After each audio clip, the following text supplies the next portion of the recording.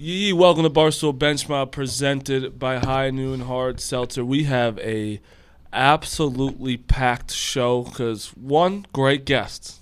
Even though Rico might be the first trifecta ever. Rico doesn't ask, he just tells us because he's the point guard and he scores as well. But great guests. We have Stanford Steve. We have John Fanta from the Big East, and then we have Jared Grasso and Peter Kiss from Bryant. NEC champions. It's actually, I think, one of our. I like packing it all in. You hear of a lot of us all year. We want to get you as much insight as possible. There's a lot going on. Everyone's going to be filling Syracuse out their brackets. Yeah, they are. Alive. Yeah, sure, good. I have to watch tomorrow. Fucking no, you don't. Not you don't have to watch. I have to watch with a blindfold, asshole. But yeah, so let's just Champ get Week. into the episode. The big tournaments are starting, so we'll recap the mid-major ones. We'll preview the big ones with the guests that Marty mentioned, and the next time you hear our voices, we'll have a bracket. That makes me very excited. Crazy. So let's get into it. And here we go. Okay. Before this episode starts, I want to talk to you about High Noon Hard Seltzer. Before the games this upcoming week, we are going to have a ton of High Noon at where we're watching the games. I don't even know if we've told everyone yet. I don't want to be the first. So Marty's parents' house. Yeah, there'll be High Noons flowing. You know what? I said it on our Sling Show, so go watch our Sling Show. Yeah, go watch our Sling Show. High Noon Hard Seltzer, real vodka, real juice. It's the best drink to have, especially when you could just sip on it all day when you're watching these big games throughout Thursday, Friday, Saturday, Sunday. So again, show us your setups. If you took off work, show us what you doing on Thursday. So High Noon Hard Seltzer is the best drink out there. Black cherry is your favorite? Yeah, no, you said that. I will say, I mean, they know enough about the flavors, but you said, like, I was never, like, a have a drink at night guy or, like, you know what I mean? Like, those guys come home from work, they crack a beer or whatever, right? Like, it really is, it's a pre-made drink for you in the can. Oh, yeah. Like, and it's, a little, it's obviously, it's got vodka, so it's like, stiffer than just, it's good. It's a pre-made cocktail for you. Takes that. It's unbelievable. It's beautiful, and you could have it with dinner. You could have it just watching a game. It doesn't matter. So go make sure you get your High Noon Hard Seltzer. Okay. So, go. Champ Week. We're in the middle of it right now. We're recording this Wednesday afternoon. Some of the big tournaments just starting to get going. However, we're going to lead the show with the mid-major tournaments. Marty, I know you're a mid-major hater, but this week I know you'll be on our side because the mid-major tournaments have delivered and then some. Entering this week, we had 3 teams in, Murray State, Loyola Chicago, Longwood. Since then, Chattanooga's buzzer beater over Furman to win the SoCon, the shot of the year in college basketball. That is March. Yep. That is March in a 5-second. Somebody be like, why do you give a fuck about college basketball? Like, why do people get so... Hit play. Watch this clip. Layup to go up 1. You think you're good. Kid comes down, double teamed with a possible triple team in his face. Throws it in. It's not a triple team. Should have had a triple team. He hits it, loses. They're celebrating, loses laying on the floor. That's March. The biggest thing I've gotten out of the mid-majors is there really was only a couple opportunities, but there's no bid stealers. Correct? Yeah. So far, the 1 seeds and the 2 seeds. So the OVC was big. Delaware's a 5 seed. They won. Yeah. The WCC would have needed chaos. That didn't happen, obviously. Give a Santa Clara. Yeah, Loyola won. Like Wright State was a 4 therein. I think that's your team, right? Yeah. Marty? You like them? Who? Wright State? Yeah. But even though I bet Northern Kentucky last night. The Horizon's a 1-bid league. Like, there's nothing really. You can start. Somebody's got to steal in the power conferences. That's when it really fucks people up. Right. Yeah. Like your guys at Oregon. Somebody steals. Pac-12. Somebody steals the Big East. Or Syracuse. I mean, even Conference USA. Like, is SMU on the right side? That's AAC. What did I say? Conference USA. Yeah. That's what they used to be. I'm sorry. AAC. SMU steals that bid. Like, no, it could get interesting. No, yeah. I mean, even imagine like a Virginia wins the ACC, right? Or like something like that. You don't know. Yeah, you can't count it out. But yeah, Chattanooga, that was the shot of the year. Unbelievable end to the SoCon. Another topic that's worth mentioning for the mid-major tournaments: the Atlantic Sun, Bellarmine, last season, I remember they actually went to Cameron Indoor. It was their first year as a D1 team, and I was just like jokingly being like, wow, Marty, Duke's about to lose to a team that's pretty much a D2 team, and we were joking about it, whatever. Okay, they were fine. This year, they were a good team in the A-Sun for A-Sun standards. They just won the A-Sun tournament, but due to an NCAA rule, of a transition rule, you are ineligible for the NCAA tournament for 4 years from transferring from D2 to D1. So they stormed the court, they cut down the nets, and that's it. That's a rule where they should just look at it and be like, what are we doing? Like, use common sense. Like, why let them play for 4 years then? They only let them have a team. Like, there's no reason to have a team. Like, yeah, you want to come here to school? You can't go to the NCAA tournament. But I want, Rico, give me your take on what you think of Bellarmine, because I think we see a little bit differently. All right, so the one to me is the biggest assholes in this NCAA. That we agree Like, on. you're saying, like, I get there's, like, probably, like, regulations and, like, fucking compliance and shit that we don't know about or care about. Okay? I get that. But Bellarmine can obviously compete at the D1 level. If you won win the your fucking conference tournament, you're good enough right, to be so in the the NCAA are assholes for not letting them play in the tournament. But the A-Sun is a pack of fucking morons for letting them play in the tournament and mucking everything up. Jacksonville was playing in a championship game last night that if they lost, Jacksonville State won the regular season and is going to the tournament. They lost in the semifinals and they're going to the tournament. Is fucking so stupid. 2 things. One, I don't agree with, like, I think Bellarmine, you know what? They're letting you play in the conference tournament, like, whatever. You should show them why you guys fucked up. We're going to win this, and we want to create that conversation to be like, NCAA are scumbags, so stupid, just change the rule. I think Jacksonville should be in the tournament.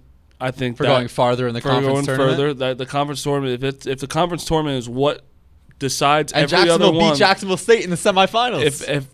If the conference tournament, tell me that was the other part of the that story. was the other semifinal. Jacksonville conference State. tournament I tried tells to check everybody out of this story because it's so fucking frustrating. But the conference tournament, shut up. If the conference tournament tells everyone you win, you get to go, wouldn't you want the furthest person to go and not the one who won the regular season? Like, Jacksonville should be it. Yeah. Stupid. I mean, it's all stupid. Bellarmine, good for them. They created this conversation. Maybe they'll change it next year. Like, maybe the NCAA won't because they're fucking scumbags. But I don't know. They deserve to be dancing. But you are right. If they aren't letting them go to the NCAA tournament, they shouldn't allow them to do anything. They shouldn't. So you flipped on it because on Pick Central you were like, no. They shouldn't even allow them to play fucking basketball. Okay, so They you've gone completely off It's the deep stupid. end. All right. It's not even that. Why Just have scrimmages. All right. Yeah, like why make hate them it. why make them go to the tournament when Right. it's like they can't do anything? Yeah, in the semifinals, Bellarmine upset Liberty, who was the defending Yeah. champs, and then Jacksonville beat Jacksonville State in the semis by 3 points. Yet the team that they lost But it to. fucks up the whole thing. So Liberty's sitting there going like, yeah, we lost to Bellarmine, but you take them out, it changes the entire bracket. So Liberty has a what if. The 5 or 6 who lost to Bellarmine in the first round, like everyone has a what if. It fucks everything up. Stupid. Yeah, so it's a crazy storyline, something that, correct me if I'm wrong, I don't think it's ever happened before. Yeah, because usually the D2 teams coming to D1 suck. Right, for a like while. Merrimack It's for a little bit. They went on a little bit of a run their first season, but it's probably safe to assume a team that's going from D2 to D1 is not going to be good. Right. But if they say, all right, or if they show it on the court, we're good enough, like, let them in. Yeah, I think the other story coming out of this too is Bellarmine should host an NIT game.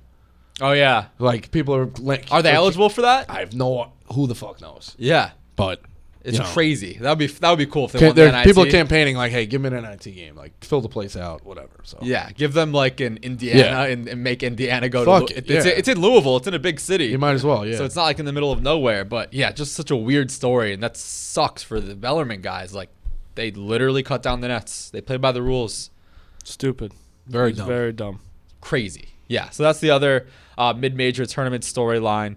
And before we get to our trifecta of interviews, a some things moment, Dicky V, cancer-free. Yeah, Dickie. good for him. Very It's happy for It Dickie is. V. I mean, the guy, all he wants to do is call one more college basketball game. So I was saying on part of my take, despite I know ESPN doesn't have the rights, they got to figure out a deal where he can call March Madness on Turner. I feel like just like pop him in for a 10-minute spot in the first half and the second half. Like I think CBS also, like, these guys have egos. Like, I don't, like, Jim Nance is, like, listen, he's probably a friend or whatever, but, like, Jim, if they were saying, hey, we're going to take Jim Nance off of a thing, or who's your guy, Dito Spiros? Spiroditas? Yeah, him too. He's the play-by-play guy. They take him, like, yeah, it's Iron Eagle would like, be great with him. Yeah, I mean, like, No, I understand. No, but, like, it's like, hey, Marty, we're going to sub you. Well, hold on.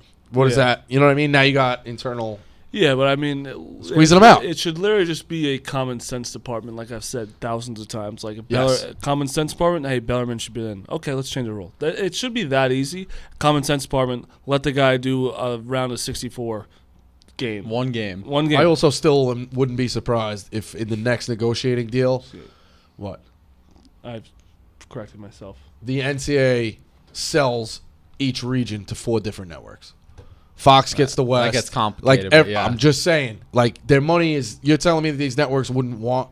So, like, You love TV Just deals. saying. I like You it too. love- I don't I'm give a fuck. nerding Just out tell me about what. that. Just I saying. don't. Just tell me what channel the game's on. just saying. That's it. I don't care. Well, less. before this deal in 2010, 2011, it was just CBS by regional. Yeah. And you Doesn't didn't it get bother access you to every that, game.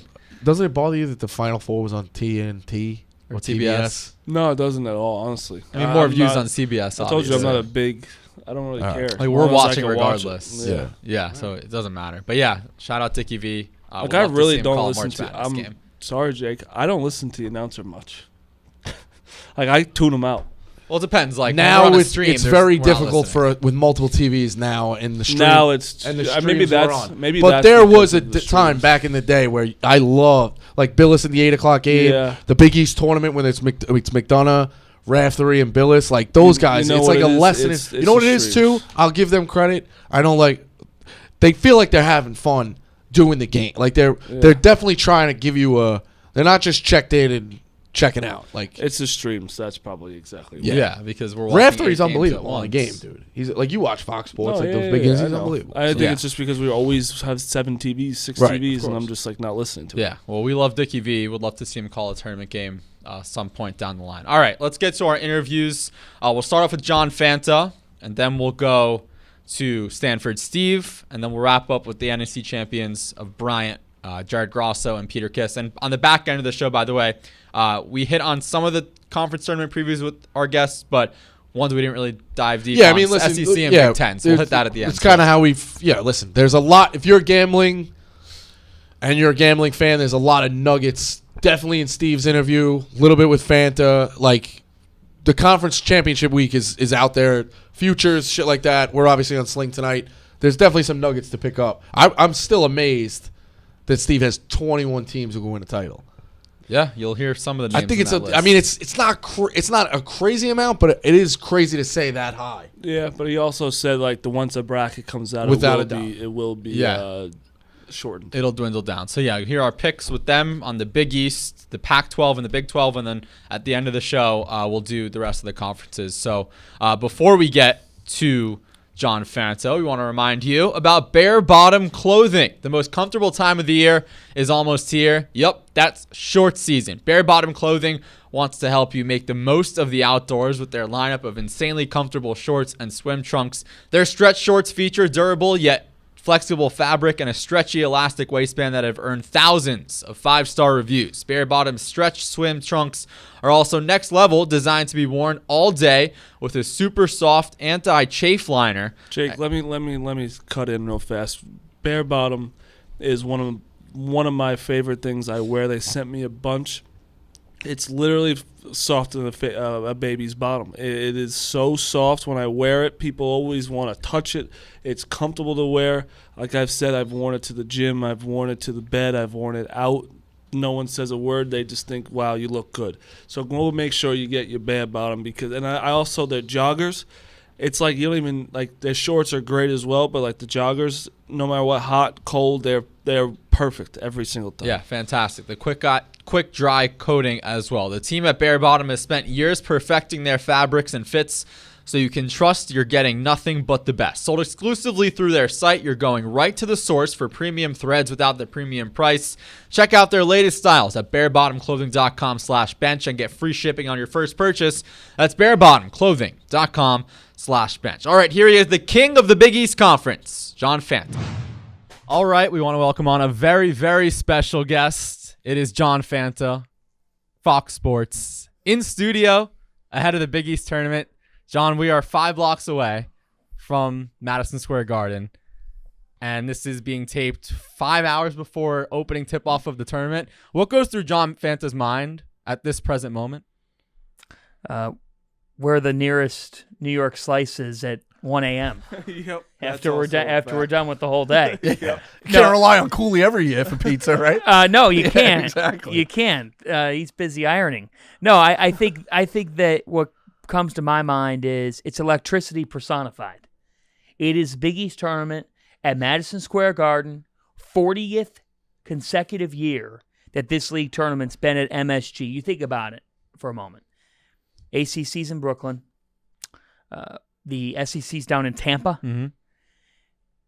There's nothing that's more synonymous this week than MSG hosting the Big East. And that's how this league has been able to build a tradition. And I think that when you look at this week, all these fans are back in the stands at conference tournaments. College basketball was impacted as much as any other sport with just all the COVID stuff. That it's just a beautiful thing to be in Manhattan and to know that Villanova's really good, to know that UConn fans are back, to know that Providence is having this legendary year and their fans have a chip on their shoulder. There will be madness. There will be great games. There will be fights in the stands. I'm here for all of it. I'm here for all of it. I just like watching Fanta. He's literally hard talking about this, and I love it. You're just like, holy shit! Like, it's March and it's Big East tournament, and you are right. Big East is back. I feel like completely. Where it's like, because last year I don't know, I felt a little. It was like, a little down. League had a down year, and then this year with Providence, especially with Providence winning the Big East, it's like, oh, okay, that's a little change up. Obviously, the first time they've ever won, and it's like. And you didn't mention Seton Hall, but I'll get past that because they're going to win the Big East tournament. That's Marty's pick, Seton Hall. He's been on Seton Hall. Hey. It's his alma mater. I know I got a diploma. I know. My brother went there, too. So it's like I just sent me a box. Were you smart enough to get in there? No. God, no. Definitely not. Where'd you go to school? Duke. Yeah. For one Mount class. St. Mary College. Right. Well, The D3 one, not the D1. Yeah. There is something like you said, too, I think twofold of what you said. There's something like you see, the SEC could do their cutaways and the Big 12 do their cutaways of like that arena and like fans walking in. There's something of people like fighting cabs, the streets being packed, different colors like going into Madison Square Garden. And the other thing of Marty said, like being back, I'll go back even further of when it went from this superpower of 16 and went down when they realigned the conferences and went down to the 9 or 10 and people tried to say it was dead. Yes. And it's like no, it's a basketball league. Don't worry about football. Like, we are what we are, and it's never been strong. It's always going to be stronger. And bringing back UConn makes a huge difference. Oh, of course. It's a huge brand. They are the type of brand that when you're scrolling through scores, you got to see what Connecticut is doing because of the championship success and because of what Coach Calhoun built. And I think that Danny Hurley is the type of guy that fits UConn. He's fiery. He got ejected from a game in the first half. You don't see that in the sport of college basketball anymore. He did. UConn fans loved it. They beat Villanova. That was an arriving moment for them this season. Connecticut is back on the map as a national power. And that's the reason why the Big East, you can say it's back, because now you have Villanova, who's won 2 of the last 5 national championships. I'm not saying they're winning another one this year, but you have a program that's done that. You have UConn, who still has won a national title in the last decade. In fact, 2 in the last, 11 years. So you have programs that can win it all, and then you have a nice core around you. Like maybe the most underrated program in this league is Creighton. Yeah. They don't get any credit. Rico doesn't like them. Yeah, why don't you like them? They're SID big time to sign guest, and we still ended up getting them, so... But listen, you're right. McDermott, he had his shit, but the guys can coach, obviously. But they're a team this year, too, where they're not getting respected at all, and they've been playing They're a really tournament well. team. Right. My thought is we send Rico to the COSIDA convention in the spring. All the SIDs meet up. Yeah, you could do like an SID That breakfast. actually would be hysterical. That's a good video, Rico. They would hate you so much. Be asking about everything. I think if you did the hair the right way, wore a nice suit, maybe change your name just for that day. Fair. Let's see, what would be a good name change to an SID? We've got one for you. Yo, go ahead. Terrence? Yeah, I mean, that's out there now, so it's... I don't know if Fanta's fully in on that. I didn't know that. Yeah, it's Paul. I got bullied into changing it on Marty's show. John, when I gave you it was a tour of the suspension. office, We had a lot of things you asked going on. where the incident happened. The incident was because someone called him that. Oh, my. It's, listen... He goes, oh my. You don't come like ready with, I know, with one of those, do you, Terrence? That's unbelievable. He knows he's family. He can get away with it. Yeah. So, listen, Marty touched on it. Let's get right into the bracket. I want to say something right away. Go ahead. I want you to tell me. Everyone sucks Villanova's dick, rightfully so, because they are very good and they have recent success, correct? But I've been saying it all year. They have nobody on that bench. They have no depth.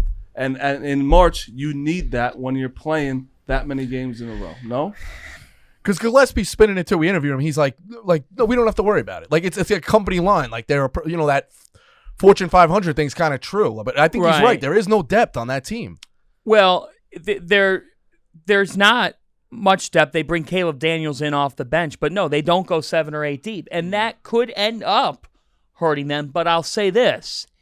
What they do a great job of, and it's annoying, it is frustrating to play Villanova. Yes. I sure as hell I have not played against them, but you talk to coaches and players, and they say it's really, really hard to play Villanova. And the reason why is they limit possessions. They don't turn the ball over. Right. They do not turn it over. So you know when you start a game against them that they're not going to beat themselves. You're probably going to have to shoot over them. And look, if they catch a team that's able to hit perimeter shots and able to say, we have more offensive firepower than you do, they could bow out of the tournament. But the problem is, here's the thing. When they are matched up, let's say they get a 4 seed in the tournament, 3 seed in the tournament. That's where they're hanging around. Probably end up with a 3 seed. Okay, so the 14. The 14's never seen a team like that all year. The teams that they play in their league turn the ball over. Then you go from that and you go to a 6 or an 11. And the 6 could be an interesting team that gives them problems. But like I've seen Villanova matched up with SEC teams that get a 6 or a 7 in the second round. And those SEC teams can't handle a game that's limited possessions. So they're the team. The reason why they get all that is because all that credit is because they're an easy bet. They're an easy They're the safest pick. bet to make the Sweet 16 is basically what Bingo. you're saying. You're They're right. the safest bet in college basketball to make the Sweet 16. And they're and at the same time, they're one of the longer shots this particular year to make a Final Four. But you're going to get the national narrative from people who are like, I'm not betting against Jay Wright. I'm not betting against Jay Wright. Because why would you? Yeah. Why would you? I mean, they were down their best player. They gave Baylor the biggest test of the year last year. Bingo. Last year, everyone had Winthrop, the 12-5 upset. Too easy. They on. cakewalked to the Sweet 16. Yeah, I mean, you're right. They never turn the ball over. And I feel like their team, they all know their role. Because some teams, like even like my own team, Duke, if Paolo needs the ball or AJ Griffin needs the ball, it's like Gillespie's a star player, but he doesn't need the ball all the time. He's always facilitating. Yeah, and here's the other thing. When you don't have depth, you better be really freaking good. Yeah. Right. In your top 5. True. And that's the thing is, sometimes depth's a bad thing. It is. I think Auburn's learned that. A little bit. Arkansas had some trouble early in the year. They openly said we're trying to figure out a rotation, So no, I know, but the thing is also the only thing with depth is because playing back to back, they're college kids. They can play at their day, but the foul trouble. But they don't really get into foul. They don't get into foul trouble. They don't get into foul trouble. They never do. No, they're clean. They play clean basketball. And what else do they do really well? They know their roles. And in college basketball in 2022, a lot of teams don't know what their roles are and what their guys' roles are supposed to be. And Jay just has this ability. Like, I remember watching them warm up a couple years ago, and I was thinking as they're warming up, this can't be real. Like, the amount of talk, the amount of pumping up and stuff. It's watching Villanova warm up is unlike anything you'll see because it comes off cheesy to you, but it is not to them, and it's real. And it's something that if you started to ask Gillespie about right and attitude like you guys did a couple weeks ago, like when he gives you the answer, yeah, it sounds cliche, but it's kind of the Tom Brady answer. And they win. That's interesting. I would love to see them warm up now, based on what you're saying. Yeah. You have to watch them warm up. Yeah, definitely. Because you will be sitting there saying, this can't be. But it is. They have a culture unlike any other in college hoops. And that's part of the reason why they win, too. Yeah. One of the biggest storylines in the Big East this season has been around Providence and their luck factor. Yeah. 24-4, win the Big East out of nowhere. When you came on our podcast this time last year, you just come off a depressing Ed Cooley press conference. He gave you a box of pizza after a disappointing season. You remember that? Yes. 365 days later, Yes. Here they are. A lot of people say they don't deserve to be in this spot. What do you make of the narrative of their season? Yeah, I think those people should go take a poop. That's my guy. Mm-hmm. I've been saying that. Fuck everyone that said they're lucky. Well, yeah, I mean, both can be true. Like, have they won close games, but at a certain point, you win 15 close games. Like, aren't you just a good team? You know, like that's play your schedule. Yeah, without a doubt. Like, you've played 28 games. You've won 24 of them. You beat Texas Tech at full strength. At full strength. Yep. You were not at full strength. You didn't have Jared Bynum. Mm-hmm. So if you're going to tell me about all the teams that they beat when they weren't at full strength, then they beat Texas Tech, who could make it to a Final Four conceivably. Don't be talking to me about why this team is always lucky or always fortunate or always this or that. The fact is this. You are what your record says you are. They're 24-4. They're the 1 seed in the Big East. The Big East could send 7 teams to the NCAA tournament. They've beaten those teams at one time or another, with the exception of Villanova. So, look, here's the other thing. A lot of fans in the Big East will rip Providence, saying they're lucky, they're fortunate. Wouldn't you want to credit Providence so if you actually beat them this week, you get help? Yeah. Yes. If UConn beats Providence this week in the Big East championship game, their fans will...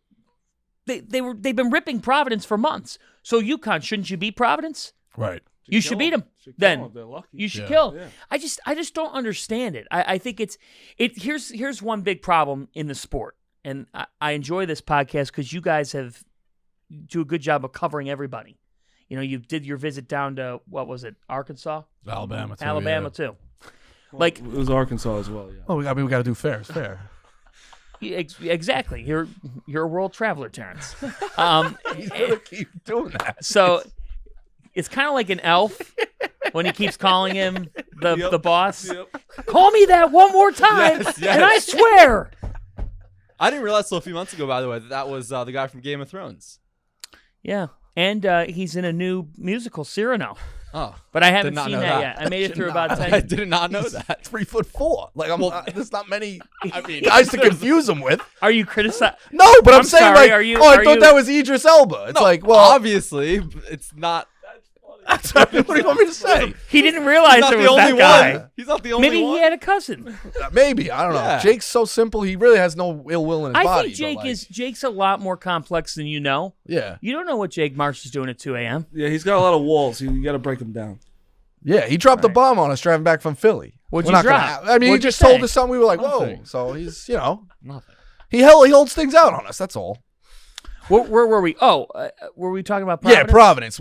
So to double down on that, if their name wasn't Providence, wouldn't they be a higher seed? Exactly. Right? Sure. Without it, like if they were in the ACC with this resume. Bingo. One problem that we have in the sport is that we give the benefit of the doubt to brand names, so much so that we sometimes get lost in the sight of what's actually happening in the sport.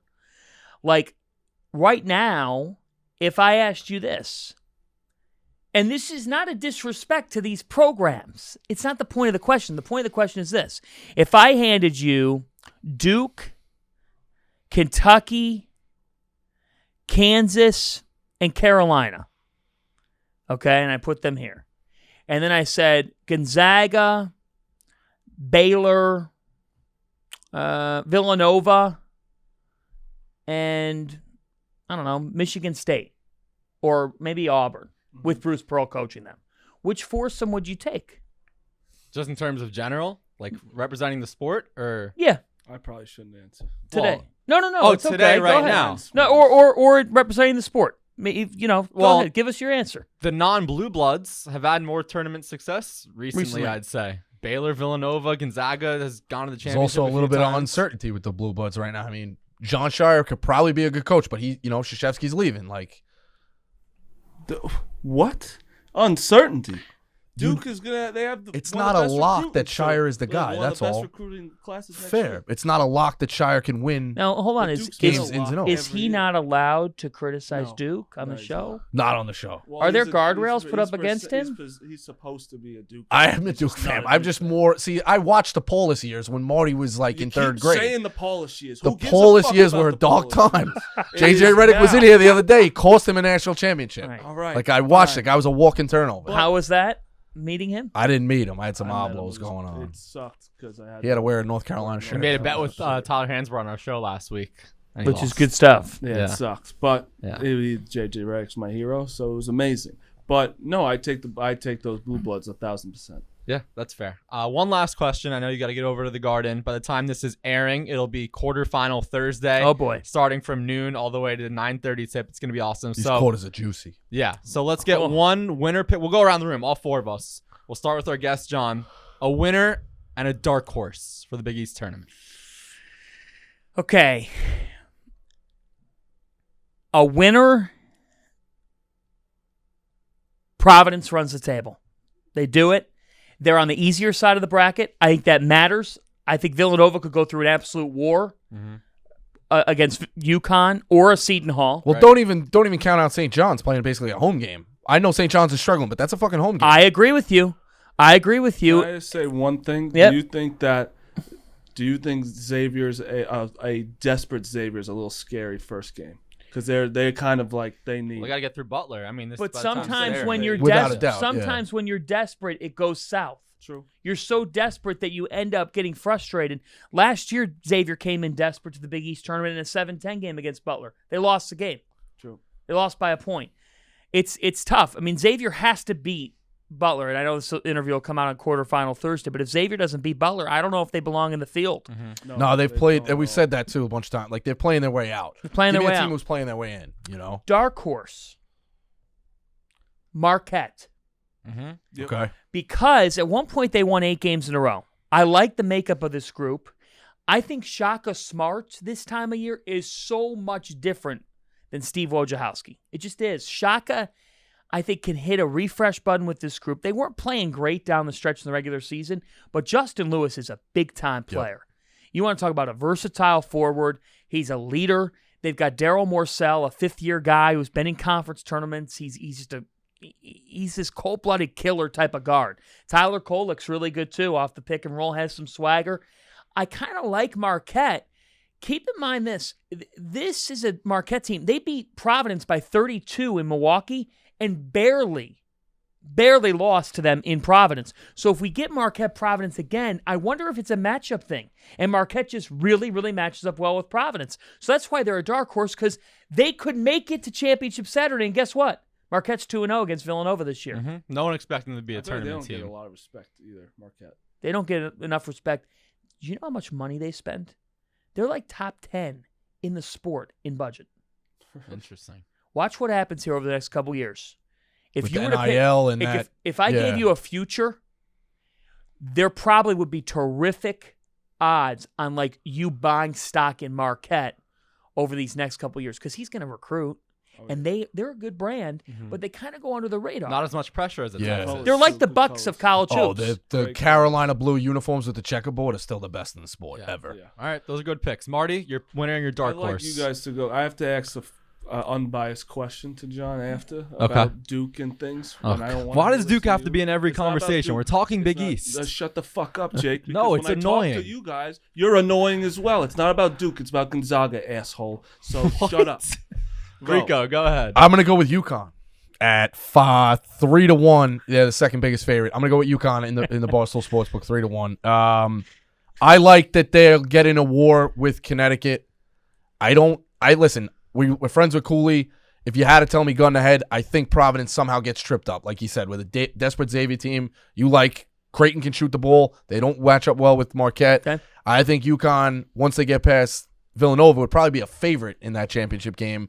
I like Hurley, the Garden. He does well there. I'm going to go with them. The dark horse on the same side of the bracket is probably Seton Hall. Like I've seen them live with Texas Tech when they beat when they beat Texas. They're at 10-1. If they could put it together, you worry a little bit. I don't know. Willard's name's being thrown around. Like, is he staying at Seton Hall? I worry about that a little bit. I wouldn't. I wouldn't worry about that right now because Kevin's so. One thing about Willard is he's so locked in. Like he comes from the school of Pitino. He is so freaking zoned in on winning this game. As we do this interview, they're playing Georgetown Wednesday night.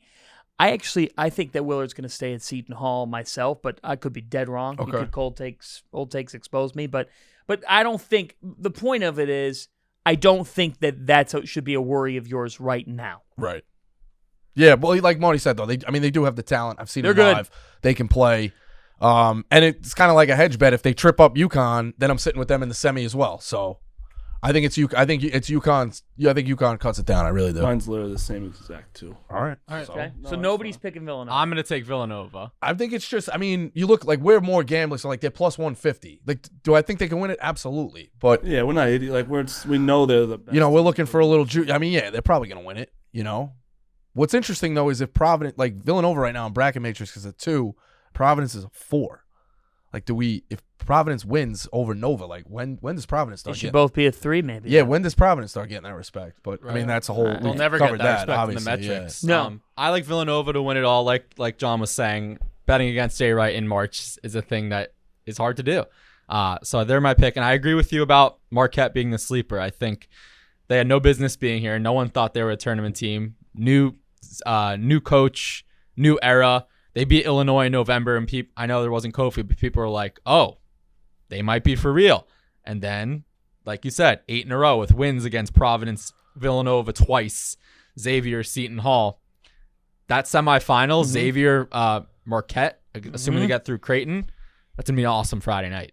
Oh, what is there a better Friday night in Manhattan than going to Big East semifinals? No, I love Then hitting karaoke somewhere. It's the best. What's The your quarters karaoke is good too. What's my karaoke song? Seeing the Lights Go Out on Broadway, Miami 2017. You probably tear down the house. Have you seen Seeing the lights go out on Broadway. Billy's the best. The Big East is back at MSG. Did you see? You were tweeting about that yesterday, right? You're a big Billy Joel guy. His New Year's Eve concert at the Garden, 1999 into 2000, is the best live album. I think it's the best. And I was at Last Play at Shea. It's unbelievable. You were at? Wow. I was at the one not with McCartney. You always say something, but it's not the actual one. He fucked us. He was supposed to do 1, and then he did 2. He turned it into a double Last Play at Shea. Marty, you had a question to wrap up? Dad, can I ask a question? Not Dad. Is it okay? Trying to keep the ship in the right direction. It's fine because I'm traffic cop. Yeah. He's gotta keep, because he's gotta lead. I'm tirelessly saying this, and I need someone, not you two, answering me because Gonzaga, right? Mm-hmm. They are a top. I know they're fucking very, very good team. Mm-hmm. You can say they're top 5, top 7, whatever you believe in. Yep. But why do we always let them have a slide of being the number 1 team overall because they play in not a good conference? This year it's better. Everyone's saying that. I understand. But why is it so number 1 overall team when they've lost this year to St. Mary's? They lost to Duke. They lost to Alabama, which are not bad losses. Yeah, they basically played 7 really hard games and went 4-3 in them. But when Auburn's playing unbelievable, like a talent every night, every single night, or Kansas every single night, why do they always get a pass to be the number 1 when they've, especially like last year they went undefeated, sure, but this year when they're losing, why don't we put that into account? Because the AP poll is an imperfect system in which you have writers all over the country, and some of them are asleep when the Pac-12 comes on, and so it's just not, and it's nothing against the Associated Press does what they do, and in a world of a lot of press that's gone down, they have their poll. It is revered. It always will be. The AP Top 25, whether it's college football or college basketball, is something that people wait for every Monday. That being said, Gonzaga lost to St. Mary's. Gonzaga should not be number 1 after they lose to St. Mary's. Right. It's not hard. It's a poll. I'm saying. It's not who you think is the best team. It's a poll. It's a snapshot view. A team could be 7th one week and could end the season not even making the NCAA tournament. Yes.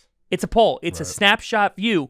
The snapshot view should be reflective of the previous week's results. Yes. Where would you put Gonzaga on the number 1 line as far as overall? Are they the third best team? Like, if Auburn runs through Kentucky or Kentucky runs through Auburn and Baylor and Kansas go to another war and beat each other in a final, like where do they sit? Duke wins the ACC. Like, they creeping back up. Like, when I said Duke before, what I meant was that everyone's like, oh, well, Duke should be lower because ACC's down this year. But it's also a Power 5 conference where it's like, how can you have them and Gonzaga and not be the same? Right.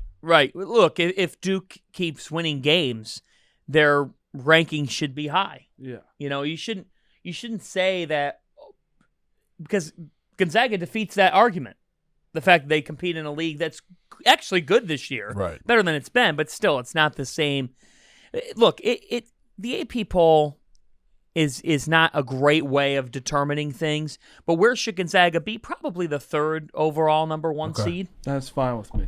Like, I know they're good. They should be a number 1 seed. Yeah, absolutely. Yeah, I agree with that as well. But I overall is crazy. I have a hard time putting the big They're gonna SEC get number winner one. and the Big 12 winner behind them. I really do. I agree. I think that the Big 12 is the best league in college basketball, and I think that the Southeastern Conference has potentially the most potent national title contenders if those teams play to the level they can. Yeah. Remember, league play is a bear. I mean, it is a bear. It's like going through a suspension.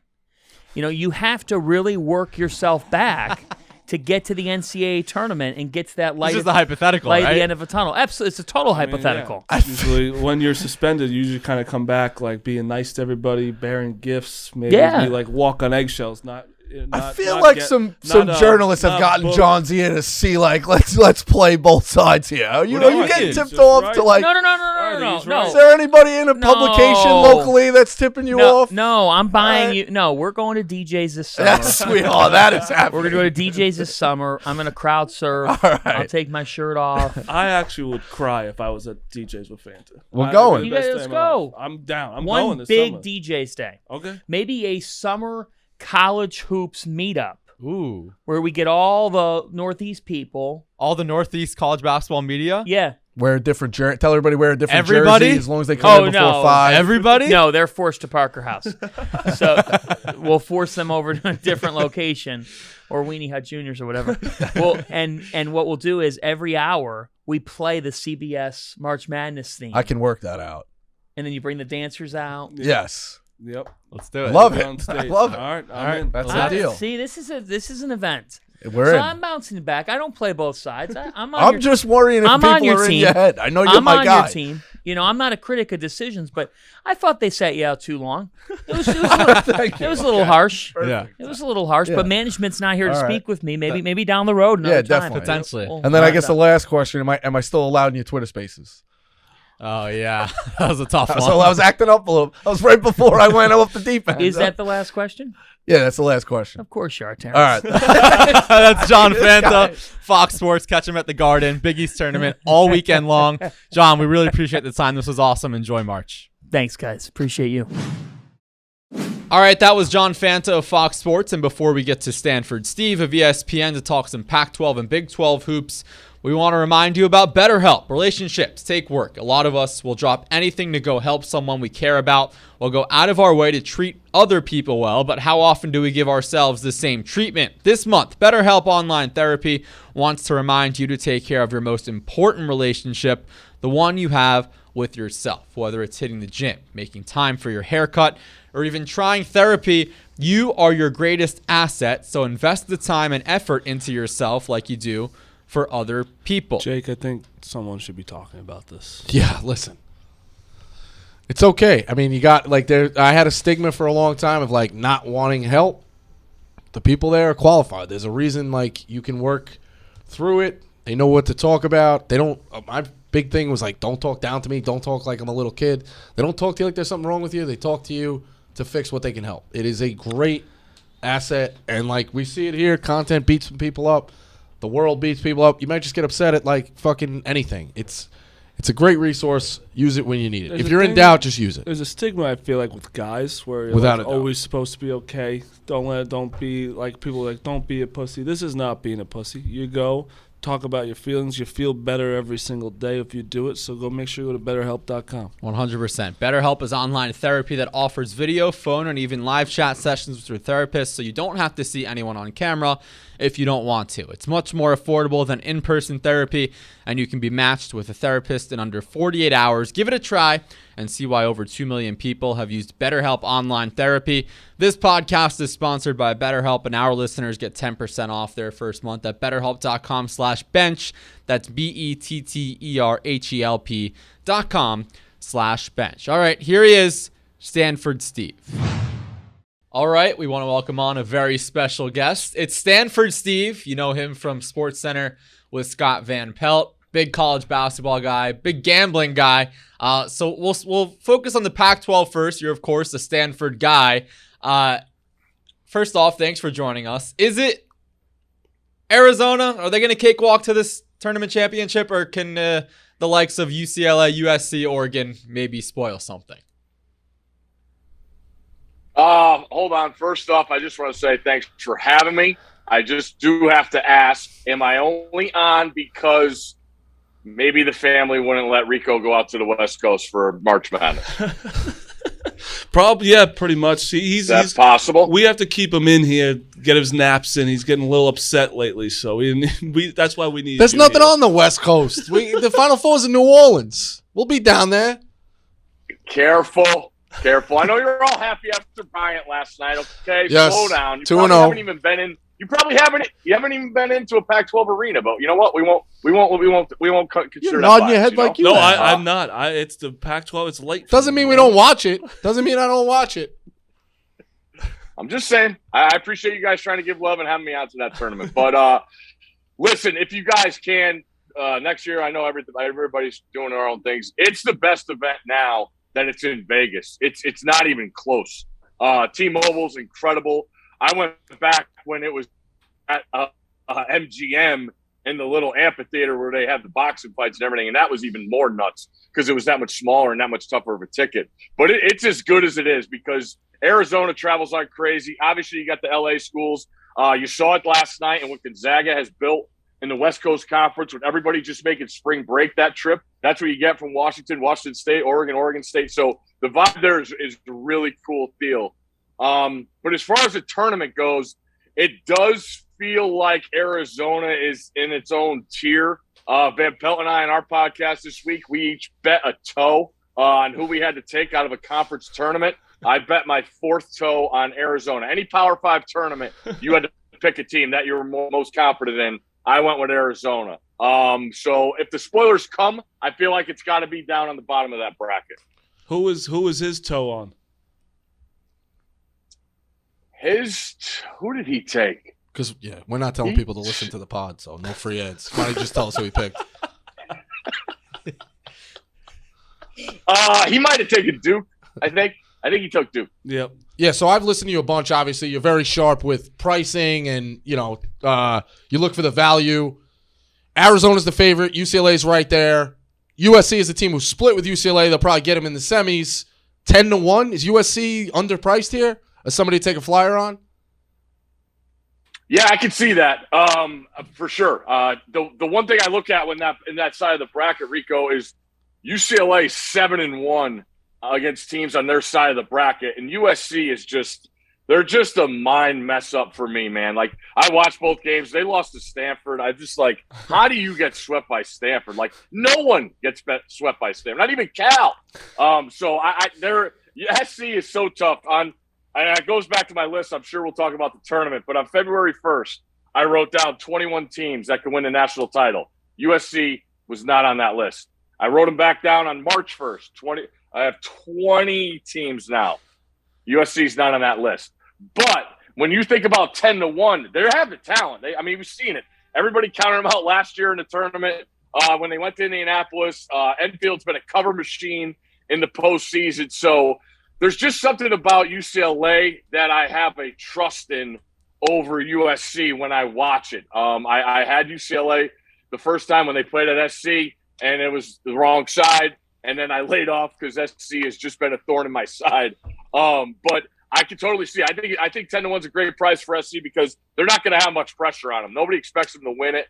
As I mentioned, Arizona's going to have the huge crowd advantage. UCLA will probably have the second biggest crowd. So SC could just come in and do their thing. So if they make shots, they're as tough as anybody there is. But 10-1 is a pretty good price, I would think. I'm just so happy you said that because that's my fucking gambling team this year that I just get burned on all the time, and I hate them for it. Like, it's not their fault, but I fucking hate them because I'm always going after them. So that's why it's like, you know what? UFC could do whatever the hell they want because I'm staying off. By the way, I'm with you. No, I was just going to say, by the way, they just extended Andy Enfield till 2028, so he's out at Maryland now. That doesn't necessarily affect the spread. This is where, like, we're fighting for a life here. Like, what are they against the spread? Jake's like, well, he's got job talking security. about USC. His kids are going to finish high school in sunny California. More advantage for them. No distraction. Fair. Makes sense. All right, so that's kind of crazy to me. 21 teams on February 1st, 21 teams on March 1st. Nobody. I do. Are they like how many different? Like big picture. There's probably 4 different. Because on the first list, I didn't have Providence, I didn't have Arkansas, I didn't have Tennessee, and I didn't have Texas, and I still don't have Texas. And I moved Providence on, and Arkansas on, and Tennessee on, and I took off Marquette. Where are they? Marquette, Indiana, Michigan State. And I hate to do it, guys. I think I'm going to take Duke off because I don't think they can. Oh, you son of a bitch. Yes. What do you mean? I'm serious. There's no point guard. They can't do it. They cannot He's do too much it. of a homer. What do you make of What do you make of Krzyzewski late in games, too? What do you make of Krzyzewski late in games? He's not sharp. They've lost some close ones. But at least in late in game, you saw it at the beginning of the year where they didn't get the ball to Banchero. And then what was that? It was Wake Forest game where they just came down and they just pounded the ball down to him on the post and they get the shot with that crazy shot that almost went in for Wake at the end. But I just the lack of being able and just it's ISO ball. They didn't run anything against Carolina when they needed buckets. It just really, really hurts to watch. When he has a point guard, I'm all in. You don't know. And Wendell was great to start the year. He's fallen off. And then Roach is the backup. But then Keels has been great when they went on that road winning streak. Like they have guys, but there's not a consistency there that I need, and I'm really scared for them in a tournament. See, all right. I'm gonna take my homer off for a second, but you're right. The ISO ball is a problem, a huge problem.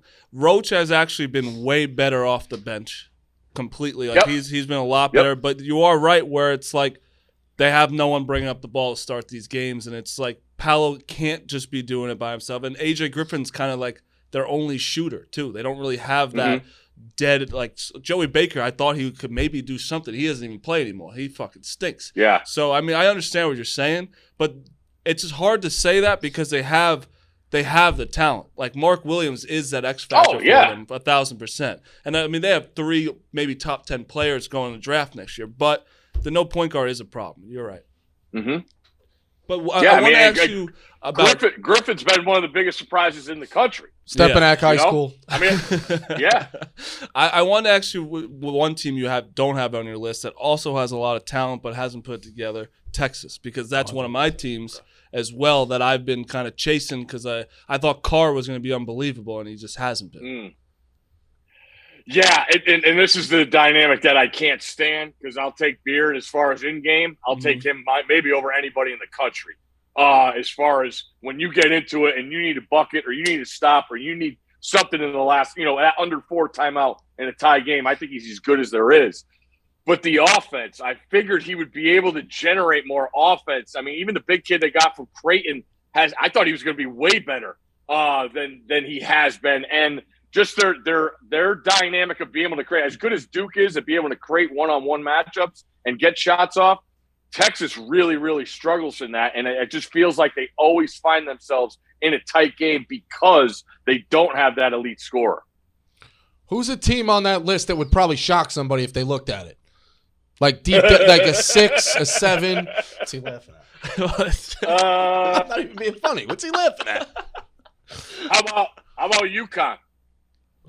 Okay. I don't think that shocks too many people. Well, that doesn't shock a lot of people because it's like UConn in March, but like it is kind of shocking because it's like they haven't really done anything crazy.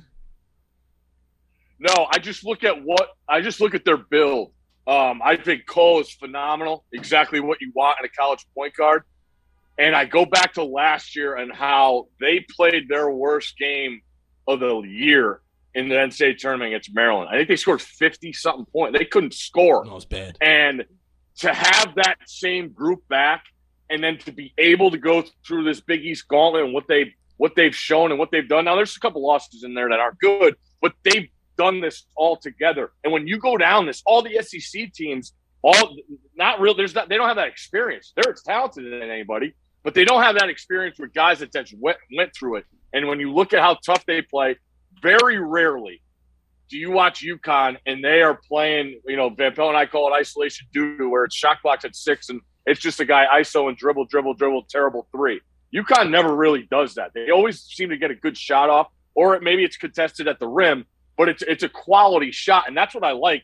And I feel like that's the experience. A lot like UCLA. I think Tyson's going to be a lot better in this postseason. But when I look at UConn, I just look at that team and what they endured together. And now looking at the opportunity they have, that's why they're a team that I like. What do you make of conference championship week momentum? Because similar to the UConn teams that won it all, it's because they did well the week before. Whereas, if a team like Duke stumbles in the ACC tournament, it would be a bad loss, but could that be more motivation for them in the big dance? Do you think it matters, or it depends on the team? Well, this is a good topic because I like this week better than next week. I think there's more at stake. I think you get more desperation. We have the Power 5 teams that are all playing right now this is their last shot. I mean, you look at these teams, whatever. Boston College won yesterday. I'm not sure when this is coming out, but that's a team that came out and took it to the worst team in probably Power 5 at Pitt. Yeah. But you got teams like that are playing like they still have a chance. And when you look at this week, I really start to wonder, though, how much does it really mean for the teams that are in the tournament? Because it always felt like, there used to be a stat of your last 10 games, probably, 10, 15 years ago. And that was a part of your resume that the committee looked at. And now, and a ton of that was, a bubble team that goes to the final. It felt like it used to matter a lot more, and now it doesn't. Right. So as much as, and it hurts because I think this week is as good as it gets, knowing what's at stake, and it's only one game, and knowing the teams that have it. So the momentum thing, I'm not sure about, Jake, because I think the youth, there's so much of it that these kids bounce back from anything. But when you get that momentum of the league, like Georgetown last year, runs the table, goes out and gets smashed by Colorado first round. McNamara back in the day with Syracuse, runs the table, gets smashed in the first round. So as cool as it is and as awesome it was, because McNamara probably needed that to get in the tournament, it does feel like it's taking its toll. So you got to be kind of wary. And to your point, I'm interested to see how the SEC teams handle this week. You got Auburn. With the big guy, he looks like he's a little banged up with the shoulder. Kentucky's been banged up a little bit. Are they going to go all in, or are they going to go just one step at a time, making sure they're good to go next week? So it's a good question. That's true with Kentucky because Ty's been without it. You wonder if he just punts. Yeah, if he punts it and says, "Let's get healthy for the tournament." So I have. I want to ask you about one team because I love their defense. I think they fuck up every other team when they play them. Texas Tech, are they on that list or no? Oh, yeah. Okay, good, because I'm a big Texas Tech guy, and I really think they could win the fucking whole thing. They remind me of Baylor last year because they don't give a shit. They will get in draws defensively. They just don't have the talent offensively that Baylor had. Mm-hmm. And what was nuts about Baylor, I just going back last year and picking them to win it was – remember when they had the game scheduled against Gonzaga early in the year and it got postponed? Everyone in my account was flush with Baylor money line. I love that matchup for Baylor back then. So when that got to that tournament, they had men. They have men. Look at who's won the tournament in the last couple. Who's the last? Is Duke the last one and done to win it with 15, Jalil? Pretty much. Yeah. You got Virginia. You got Baylor. Villanova's, Carolina. Villanova's, Carolina. I mean, it's all. It seems like the wave's coming back where you want those upperclassmen. Texas Tech has that. I mean, they are not afraid of anybody. The story about their head coach Beard leaves for Texas and he doesn't get on the plane is pretty freaking awesome. To say we're here and we're going to be here when you come back here. So no, I love Texas Tech and because here's the deal too in the tournament, and you guys have watched it as much as anybody. You gotta avoid the game where the team makes 13 or 14 threes, where the team's just shooting out of their heads. Yeah. That's not going to happen against Texas Tech. They will not let a team shoot like that. Whatever they got to do, they'll force you to go for, get twos and take some hard fouls that way. So that's why I like them a lot, because I think they could avoid that kind of game. Because what was that? In the beginning of the year, they played Tennessee. It was one of the worst basketball games in the world, but they make it that worst. Is that at the Garden? Yeah, it was Jimmy V. I was there. Yeah, like they make it that one of the worst games because their defense is so in your face. And like Tennessee's a team that can score a lot of points. The crowd was booing when the game went to overtime because they couldn't watch it anymore. They wanted Syracuse, UConn. Villanova, Syracuse Nova, yeah. So perfect segue. You said that too. Avoiding is the last question I got. Making 14, 15 threes. I know you got your eyes on everything, obviously, with Scott and the show, like Championship Week, these smaller conferences. South Dakota State is a team who can score a lot. But who else is on the list of like, hey, keep your eye on them, 11, 12, 13, 14. They're really good. Say it, Steve. Oh, wait, they got to get in. They got to get in first. They got Vermont. Now, here's the deal. Here's the deal, Rico, because this is the worst thing about – biggest thing I hate about this week is, I root for all the 1 seeds this week in these lower tier because this is it, man. This is it. And we lost 2 the other night. And it's just brutal to watch. But then when I look at Vermont, they got fucked with the matchup a couple years ago against Florida State. Like they had no chance. We made 16 threes and still lost by 7. Exactly. And I think I had you getting like 8.5 in that game too. So it's weird. Like I still think Murray should be higher. Joe's got him as an 8 or a 9. I think that team's a 5 or a 6. Mm-hmm. I mean you don't want them on your side of the bracket. No, not at all. They're a pain in the ass because they're going to get in your ass and defend. So I'm trying to think the 12. Here's a question for you guys. If this is really a TV show for CBS, right? Don't you think North Dakota State should be in over San Francisco? You're talking to the right guy, right? Well, Marty's been anti-WCC forever. Why is San Francisco such like a definite? Why is San Francisco over like the Indianas or the Memphises? Well, here's the deal. I think if it's a TV show and you want the best product, right? And a lot of this now that we're back to having sites for games, is tickets. Mm-hmm.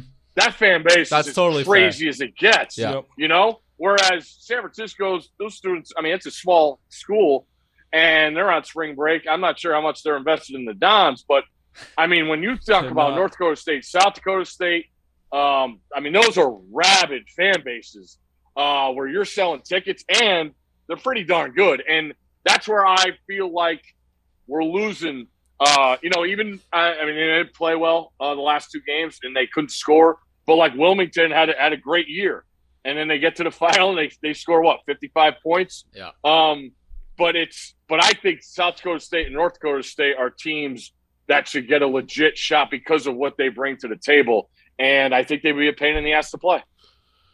Yeah. This is the last one too. Mountain West is not. Let's go. Fire them away. Come on. I'm not going anywhere. That's funny because on text you're usually looking to get out of the conversation. So well, when you're texting, yeah, of course. Yeah, I mean the bubbles never stop when your name is on my phone. Facts. I did have a space between the periods. I may have called him this fall with like a breakdown. You remember that call? Like I was screaming in the car. Yeah, it was tough. But you're always there for me, Steve. That's why you have an open invite. I try. Yeah, you have an open invite to my Kentucky Derby party. Oh, this fucking Kentucky Derby party. It's gonna be good. The Mountain West has not really had a great track record. Colorado State and Wyoming, Marty is already like predicting 8-9s are bitches. Colorado State maybe a 7. They can get to the second weekend. Wyoming's got a three-player punch. I love David Roddy, Colorado State. Boise and San Diego too. Yeah, Boise won the league. What do you have San Diego State? I had them as like a 10. I think they're in. Do you have Wisconsin in yet? Trust me, I've heard about that one literally every single day. I wore a shirt when we went last week that I said I was wrong. I saw. Because I was wrong. But so was everyone else. I've been the biggest Wisconsin fan. I don't think those other two guys on your desk would do that, Jake, so I appreciate it. Hey, I painted my chest for the game. 3 days later, he's celebrating with Davidson. Krobanoff is like, you're a Rutgers guy. He's screaming at him. Thank God. I saw you last week. I wasn't going to bring it up. You guys brought it up. He was like, I saw you last week talking shit. I'm like, I don't know what you're talking about. It was Rico. I'm on the court for you guys right now. That's awesome. You guys got that chance. But the Mountain West, I have been as down on them in years past, and it's really helped me when it comes to the tournament. I didn't see it. Like, I watch all the Pac-12. I watch them all, and I do feel like this year, depending on the matchup, they could get some teams. And I'm talking about multiple teams. I think I like San Diego State, and I like Wyoming, I think, because of what EK brings to the table. Maldonado's an unbelievable guard, too. Yep. But, like, is Wyoming going to be in like an 8-9 against Murray? That's a crazy game. You know the committee loves doing that and limiting the mid-major smaller guys of like I think it's true. If you put Murray as an 8 here and you put Wyoming as a 7, there's a good chance they possibly get to the Sweet 16, both of them. You put them against each other, you're for sure not you know what I mean? Like you were saying earlier, ticket sales. Yeah, definitely. I know what they're doing. The Mountain West to me is all about matchups, because when I look at San Diego State and what they've been able to do for 3 when they got everybody healthy, I mean, they didn't have their whole team till 2 weeks ago? Yeah. So I like what they bring to the table when you talk about defense and being able to score. And that's where I think those teams, the Mountain West, are sometimes limited in scoring because their scorers aren't the athletic types, and then they get bodied up and beat up on against the Power 5 teams. So it's a weird dynamic, and I think it's all about the matchup. And that's my toughest thing here is I'm doing, coming on with you guys, doing these other things. And it's like, who do you like? I'm like, I don't say anything until the bracket. Yeah. The bracket is everything. Without a doubt. You can't tell me guarantee Final Four team, this, that. No, I need to see. I need to see the bracket to have. Even if it hurts my odds, I'm fine. But I need to see the bracket. That's totally fair. So we've been making our conference tournament picks. We talked about 2 major ones at the beginning with you. So let's get your Pac-12 and Big 12 tournament picks. Oh, Big 12. All right, I'm going to take UCLA. I'll take UCLA. Is it plus 160? Yeah. Right around there, I think. 175 with us. I know you love, you love saying everybody else, but 175. What do you mean, everybody else? Just saying. I heard an MGM in there. That ain't for me. 175 UCLA. All right. You literally just said it, your own competitor on your own podcast. You fucking moron. He said the arena. Yeah, he's talking about the hotel. The hotel. Fuck them too. We got Penn hotels. I'm tired of driving over to Virginia to bet on the Barstool. Okay, get here, please. All right, Big 12. Give me a second here. Man. Big 12's tough. What are the odds? Barstool. Read them off to you right now. Pull them up, please. I think Arizona 2 in the Pac-12. I mean, excuse me, not 2. You said UCLA, but no, I say Arizona. Because you're not going to pick Arizona because they're probably, minus yeah, not they're minus 125. Picking. Yeah, but picking, I don't know what you mean. Big 12. I don't want to go double chalk. I might have to though. I'm mine. It's Texas Tech. They have a good draw. Yeah. Iowa State first game, which I think they're going to smash. Like I think they have a good draw. All right. Kansas 2-1, Baylor 225, Texas Tech 250, Texas at 5-1, TCU at 17-1, Iowa State at 25, and then you start getting down towards the end. I think Baylor, everyone counted them out when they lost Chama Chachua. They've won 5 in a row. Like it really hasn't impacted that much. I just feel like now, though, you get in the tournament, you need that guy. Yeah. You really need him in a tournament day just to bounce back and be able to limit shot attempts at the rim. I think he's been so good at that. So I'll still take Baylor. I'll take All right. Baylor plus 225. All right. I got we did the drive sling over. show yesterday. I got laughed off the stage. Iowa to win the Big Ten and Notre Dame to win the ACC. Oh, I love Iowa. No, we didn't laugh at you at Iowa. We laughed at him for taking Oregon in the Pac-12. Yeah, that's before Richardson went down. That's because he's got a jersey Steve, from yeah, his childhood exactly. days. No, I got a nice helmet from you, Exactly. Steve. Thank you for the helmet. Steve, we also nice laughed him helmet. off because we were doing like a snake draft. snake draft, Yeah. and like he didn't like he could have picked Kentucky or he could have picked Auburn. or any of these teams. He just picked Oregon. Well, We're you like, get point. or You're at leaving Iowa. it. You get points for winning games as you move point for on. each win. I love Whatever. Iowa. Iowa's fucking I think they're wildly underrated. What about you guys? But they're a team too. Matchup is Matchups, huge. Yeah. Huge. Because if they get, I think Joe had South Dakota State on the. on it's the a tough 12-5 game. Oh yeah. That's brutal. I don't want that either. Yeah. I'll take the over in that game. But Yeah. I don't want Do to you, give any points. Do you agree the 8-9s this year are going to be fucking brutal? Like it's going to be really hard for these ones the next round? Here's the deal. When I gave you this list, I honestly, I think if you say the 4s and the 5s win, I think every game in that second round between the 4s and the 5s are going to be between teams that can win the national championship. I really do. Yep. I mean, you look. I mean, I got Texas and UConn. Yeah. I mean, it's crazy. Illinois. Arkansas, Iowa. Is there another crimson-colored team on that list, or did they not make it? Which one? Alabama or Arkansas? Yeah, Alabama. Alabama's still on. They're on the last. Never lets me down. Rico has Never gotten lets me himself down. in so much trouble Never this lets season me with down. Alabama. I'll be hate on the to say float. it. I'll be on the float. I will be reassessing this when the bracket comes out and dialing the list out. For sure. So Fair. that's they're the only reason they're on there is because of the match. They have not been can't playing be- great, but he's a great Definitely coach. has Oh. not been playing well. Oof. Quickly, you two, Pac-12, Big 12 champion. I mean, are we doing betting or are we Just to win the tournament. I think Arizona's going to win, and I have Texas Tech Yeah, 250. Arizona's going to win, but I will take the flyer on USC. I'm adding that to USC at 10-1 and Kansas. I just love Bill Self in the Big 12 tournament. I really do. And Oregon. Rico's got Oregon. 15-1. Well, yeah, you also know he did bet him in November and also cashed out of his bet for $2 in November as well, right? So that's a good gambler right next to me. I didn't see that tweet.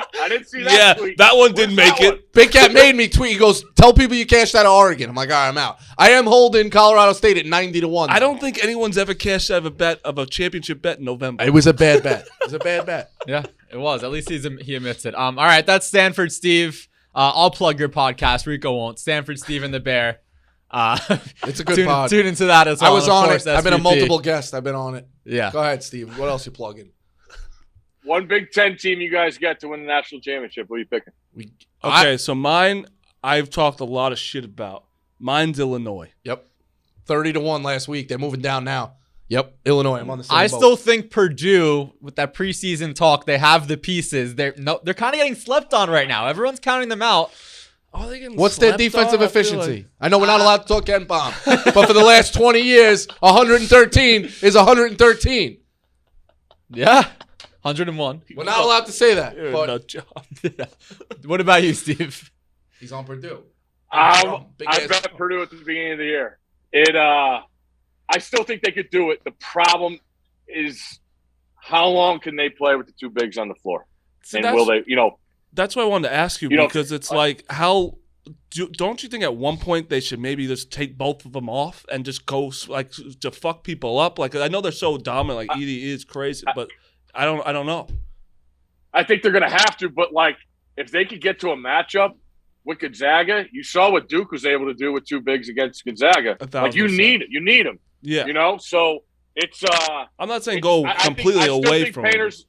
No. I understand what you're saying, but they do have that versatility. Yeah, And that's why I think you'll see it. And I'm interested to see what they do in the Big Ten tournament because it's obviously it's a gauntlet, but is it worth it? When you look at March and Painter, I don't think it's right, but we get judged on how many wins you have in the NCAA tournament. I'm still hurting from that shot going in by Virginia, having Purdue money line with Edwards that year. So God. that was a tough one. That hurts. But I don't hold NCAA tournament success against Painter. I really do think he does a great job. So I'm sort of rooting for them. Plus, I have a preseason ticket. That's probably. I mean, he's been around. Well, Plus, I got a preseason ticket. Let's end on this one because that's a fun one. You've been around the tournament forever. Best win, like memorable one where you like pegged it early, and like worst loss. Easily the best win was Duhan making the shot against UConn in 2004. Okay, that was a oof. I was alone in the bunker, Rico. I needed that one to get out of the bunker. That was in the segment for a little while in the beginning. Oh yeah. Where's Duhan these days? Where's Duhan these days? Bryant. Yep, thanks. You got a ring. 2-0 Hammer plays. Go ahead. What was the worst loss? Worst loss. There's so many for me, so I can't narrow mine down. Probably still because my dad, before he passed, we had a large. It was more about chores and everything, but it stung because he told me North Carolina was going to win because of discipline the whole tournament. '93, I had Michigan. He had North Carolina. Dad won. That's funny. That's good. That's fair. All right, that's Stanford Steve. Steve, we appreciate the time. Enjoy Champ Week and the tournament. We'll be in touch. Thank you, guys. All right, that was Stanford Steve, and now our third and final interview today. The NEC champions, Bryant, going to the NCAA tournament for the first time. Here's head coach Jared Grasso and the leading scorer in college basketball, Peter Kiss. All right, it's time to bring on a pair of very special guests, a couple of guys who have their dancing shoes ready. It is Bryant head coach Jared Grasso and the nation's leading scorer, Peter Kiss, who either you love him or you hate him. I think that's all we'll say based off the way you handle yourself on the court, which is a great debate to have. But first off, congratulations to you both. Thanks for joining us. Coach Grasso, we'll start with you. You wake up this morning and you're going to the NCAA tournament for the first time in school history. How do you process that? First, I'm not sure I went to sleep last night, so it wasn't really a wake up. It's just kind of been running through. I'm excited. I'm excited for our guys, knowing how hard they work and how much time they put in. Like, this is a special group, and we've been through a lot. Like, there was a lot of adversity and all different kinds throughout the year. And our team kind of evolved through it. You know, we weren't very good early on, and we kept getting better, kept working. Team kept getting closer and getting connected. And by the time we got into mid-January, we kind of started to click. And as we got into February, I thought we were the best team in the league with the best player in the league. And it's exciting for our school. It's exciting for our program. And most importantly, these guys deserve it because of how hard they worked. First of all, I don't think you know how much Bryant or Grasso is thrown around this office because of this schmuck next to me. He doesn't shut the fuck up about Bryant. It almost makes me hate you guys because he doesn't shut up, but you guys beat the shit out of him last night. And also last year he did jinx you because he texted you before the championship game saying, hey, I want to come on after you win. So I'm glad you guys won this year because I would have to tell you to stop talking to Rico. I would have to remove myself. You would. Yeah, I mean, the videos were coming out last night. Like, you got a dose of Barstool with the rod. Like, people are harassing you to be on camera last night, right? I'm loving it. That's why I rock with you. Yeah, exactly. Something, I mean, maybe me and you start a pod because I think I'm getting kicked off. I'm ready to go. Yeah, Pete, I mean, you talk about last night, like, was that building, like, for a couple of weeks? Like, were you just like, hey, I'm in a spot where I can't miss? Or last night is like, I know you're a great player, but, like, last night, just, the one in the corner, like, was that the hottest you've ever been in a game last night where you like, hey, this is my night, like, we're going off? Yeah, I mean, I think it just comes down to the work we put in every day. All the dudes in our program are pretty confident, and we trust Coach Grasso on his game plans, and my teammates got me the ball in spots I could make plays, and I just ended up making the shots at the end of the day. But my teammates really got me the ball in places that were pretty easy to score. That was your guys' gym was like the last place I'd ever want to play if I was playing against you. That was one of the craziest atmospheres I've seen this March, no? Yeah, I mean, it's been like that for the last 5 games. We sold out our last 5 home games, and there were students waiting online for tickets for that game at like 9 o'clock in the morning. Kids kind of camped out. Tickets weren't going on sale till 12:30. So these guys, because of what they've done, have built a buzz, and people love them on campus, and they want to come and support. So unbelievable home court advantage, and obviously being able to win the league and getting 3 home games in the tournament helped us. You think that's like a big advantage too, Pete? Like where a smaller school, like you're friends with a lot of like on camp. You know what I mean? Like athletic dorms, you're separated. Like a lot of those guys, or those are your buddies. Like on the weekends, packing out the gym and going nuts. And obviously, we saw it go nuts last night. Yeah, of course. We feed off their energy each and every game. Like Grasso said, the last 5 are pretty sold out. So when you get 2,800 people in a small gym like that, it's sort of tough for the opponent to play in a gym like that. But it definitely helped us get the win last night and past 5 games as well. Of course, the elephant in the room, the 30-minute delay due to the fight in the stands. What was your guys' perspective from that and how it was handled versus what we may have not have seen via what we saw from the broadcast?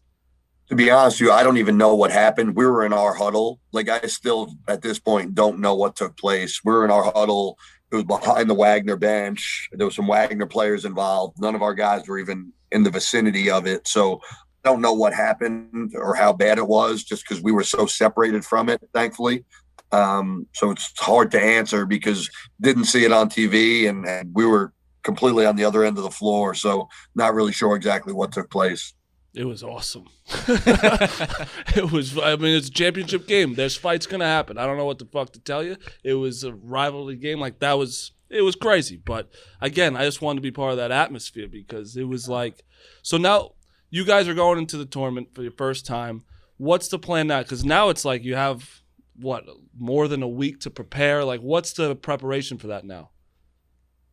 We'll give our guys a couple days. Today, giving them completely off. Tomorrow we may get some shots up, and Friday we'll start practicing, obviously not knowing who we're playing Friday, Saturday, and Sunday we'll find out who we're playing, start preparing Monday, and see when we're playing. We don't know if we'll be playing Tuesday, Wednesday, Thursday. We don't know any of that stuff. So just kind of stick to what we've done, continue to work, continue to try and get better over these next few days, and kind of do what we do, and then Sunday night we'll find out who we're preparing for and start a game plan.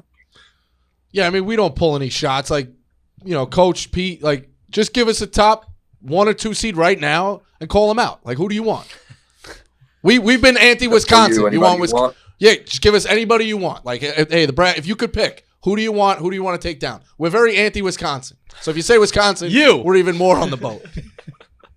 Rico, you're my guy. I'm going Wisconsin. All right, Wisconsin it is. Load it up. All right. Peter Kiss against Brad Davison would be electric right there. That's a battle made for Twitter. It is a perfect segue. You guys carry yourselves a similar way on the court. Basically, like I said when I let off the interview, you love you if you're your teammate, you hate you if you're your opponent. Is that the way you've handled yourself just on the court with that cockiness, but you back it up in the stat sheet as well? I just try to go out there and give it 100% of the time, and I'm trying to win every single game I'm out there, so it might come across as a sort of wrong way to some people, but at the end of the day, I'm just trying to win the game. So whatever it takes to win, sort of. No, that's sports. You want a guy who's gonna, want a guy who's gonna make a big shot. Yeah, exactly. More so for Coach here. Pretend we're the committee. Convince us why you guys deserve a bye to the round of 64 instead of a game in Dayton. We're a different team now than we were early in the season. We played a really difficult non-conference schedule with Pete missed a couple of those games. Hall Lazius missed 8 games during the season. So with us as a healthy group and myself, I missed a game with COVID. With us as a full group, we haven't lost since December 5th. So we played pretty good basketball and we have a full team. And I think when we have a full group, we're a different team than when we've had guys out, and we've had different guys out throughout the season. So as a full team that we have right now, we haven't lost since December 5th. That's a pretty good. It is. No, Pete, I don't know if you follow me on Twitter. I called the NEC a bunch of lying cocksuckers and scumbags because you didn't get Player of the Year. So if Coach wants me to go with the selection committee, that's my new target. I don't give a fuck. So, Coach, I got you back. No problem. My guy. Wagner was a 14 in Lenardi's crock fucking bracket. Like, what are we doing? It's a good question. If they were 14, then we're a 14 or 13. Without a doubt. Without a doubt. I think a 12. Let's go. Let's get you to a 5. Who gives a shit? Keep going. I'm keeping fucking. Maybe you'll play Wisconsin and you're the 5 and they're the 12 at this rate. Yeah. So no, but he got robbed. He got robbed the player of the year. He did. Yeah, that's fair. But you can. I think you trade that in for a win in the tournament. No. Yeah, I mean the player of the year was well deserved. Alex Morales is a great player. Wagner's a great group. So at the end of the day, the coaches made their decision. But I'd rather have a NEC tournament ring and go to the NCAA tournament any day than have a player of the year trophy. 1,000%. Absolutely. All right. Well, that is Jared Grasso and Peter Kiss. You will be hearing Bryant's name called on our selection show, 6 p.m. Sunday night. Guys, good luck. Enjoy the festivities, and we'll see you in the big dance next week. Appreciate you guys. Take it easy, guys. Appreciate Thanks a it. lot. Congrats. Thank you. Let's get it, coach. You're the man, coach. All right. Thanks to the NEC champs. Rico, you were happy about having those guys on, weren't you? I just, listen, just when Dan's going to take this clip and fucking shove it down our throat. Like, obviously, we're trying to have fun with it, and they're not obviously going to call anybody out, but, like, just have a little fun with it. We said Wisconsin. How great would it be if they somehow sneak onto the 15 line and they got Wisconsin in the first round? I will say this. Listen, it's a tall order for a team like that to win a first-round game. But style of play, I know Marty gets mad. Like, they play fast. They can score. If they got a team just looking to play in small intervals and shorten the game, they can scare them. That's all I'm going to say. Yeah, no, it's They definitely can definitely possible. scare somebody. This kid could go off. They got the other kid, Pride, who's really good. Like, fiery coach, us against the world mentality. I really hope they avoid the play-in, but either, I'd love to see him just even get a shot. Like, hey, just get their shot against Gonzaga or Arizona. Yeah, 22 that's like and a 9. life-altering thing for these kids. So, Yeah, Go I'm just Bryant. looking at their resume. I don't see how they're not. I think their best case scenario is a 15. I got it. Yeah, I mean, that's kind of They how it lost goes. to Bethune but- Cookman in November. That's one that just sticks with you. They're 330. I know no KenPom, but 333 in KenPom. Yeah, they're just a lot of fun. I mean, the kid, listen, he's a kid who I would hate playing against, but love having him on my team. Grasso's a fiery guy, like really personable. It obviously matters. He was campaigning for 4 days to get that place sold out. Like, that shit matters. Like, you got to get in front of that. Like, he's, a younger guy, so just a lot of fun. I really, team to root for. And they beat the shit out of Wagner. I mean, 36 to 6. They beat the at one fucking point. shit Can we out of talk Wagner. about that? Like, you love Bryant, right? You don't shut the fuck up about Staten Island, and the team is Yeah, that is the number interesting. 1 seed from so usually the 1 Wagner- seed is Wagner from Staten Island, where Staten Island has nothing else. They don't. Yeah, we took away the They have the Yankees. cool The Yankees are out. the fun The park mall. we did that video at. That place The is- go-karting place. Oh, good, grand. But Wagner's a team spot. okay, like they're Got the people mall. talk- So what happened? I just never had an affiliation to Wagner. Like, I went to a couple of games as a young kid. It was the NEC, so it's not like, you're seeing like a big time product coming in there all the time. You know what I mean? Like, listen, if it's any other year, I probably would be rooting for Wagner. No, you're a front runner. Of course you are. Listen, I did root for Wagner in 2005 to 2009 when they were led by Doug Elwell, one of my best friends, the best shot blocker I ever played with. But now, I mean, what do you want me to say? Like, I don't know. You're just such a Staten Island rat that keeps they saying got shit kids from all all the time. over the world. It's not like they're recruiting What like do you? a ton It of. doesn't matter. Obviously, Well, I mean, if everyone's I from knew, Staten like, Island. if Liam Murphy, who's at Columbia having a great career from St. Peter's High School, went to Wagner, I'd be more likely to root for Wagner. I don't know any of these kids. It doesn't I'm matter. not tied in. It doesn't. You're from Staten Island. That's your fucking thing. You only You're claim. right. But Grasso's my guy. All right. Grasso is his guy. All right, let's wrap up the show. The 3 other major conferences we haven't previewed yet quickly. The ACC, the Big Ten, and the SEC. We'll start with the ACC. I know Marty's pick. So we're recording this right after the Syracuse-Florida State game. Syracuse smoked Florida State. So the stage is set. Thursday, noon, we'll be on a stream. Marty blindfolded. Me directing what's going on. Should be fun. No. Yeah, fun. 3 games of my favorite team. 3? Yeah, no, I know they're going to win it just because I'm blindfolded. And then I'm going to probably want to blindfold myself for Honestly, March Madness. the 'cause funniest I'm, like, way this superstitious. ends is if Duke loses in the championship game. That would be Because then it's horrible. 3 games of Yeah, pain and for you, then plus get plus you to don't win it. celebrate, Yeah. That's probably worst case scenario. You have to 1,000%. do the post-game videos, too. Oh, of course. You will I get have. fucking trashed. Yeah, I'm gonna be like, I've seen this team. I'll out give you 1,000. notes, too, like the fucking... Listen, that post up by... No, by don't Bank- even tell me anything. I want to just. I'm just gonna gauge it from however I see it. Which Okay. I'm not gonna see anything. I'm not gonna see anything. So there you go. So tune in noon Thursday. I don't know the exact details whether if I'm going on Pick Central with you guys or if we're gonna be on the couch. I don't know. We'll just stay tuned to our Twitter. Yeah, listen, I think Duke's probably gonna win it. I agree with Marty. Notre Dame is a very, very live team in this tournament. Yeah, betting wise, no one's gonna bet Duke. It's stupid to bet Duke. So they're minus money. If you want to take flyers, I say. I mean, Wake Forest isn't a horrible flyer. They don't match up well with Duke. Duke beat They're a team, by the way, just started against BC. There's like talks of if they lose to BC, like they might be a surprise team left out, like Louisville last year. Remember? Wake? Yeah, without a doubt. Like Notre Dame still has. BC, that's the thing too. Like I actually think Wake is in a better spot than Notre Dame. Weirdly, because Wake gets to play like a bye game against the 12 or whoever the fuck they're lined up. Notre Dame got a double bye as a 3. 2. Notre Dame's the 2. The 2. Sorry, they don't get that. They got Clemson or Virginia Tech. You know, like you could be like Louisville and the ACC's down. Like these teams, Notre Dame needs to win the quarter. They got to get to the semi. I don't think they do. I agree with you. Listen, I agree with you as well. I think they're safely in. But weirdly, the resume is like they hate the ACC. Look at Wake and Notre Dame. They talk about them being the last 4 teams in. But at a certain point, Kentucky win is going to literally is the reason why they're in. Seriously, Kentucky doing so big. But I mean. Conference tournament is going to be very interesting. I feel like North Carolina can continue that momentum from last week and maybe make it to the final. Sure.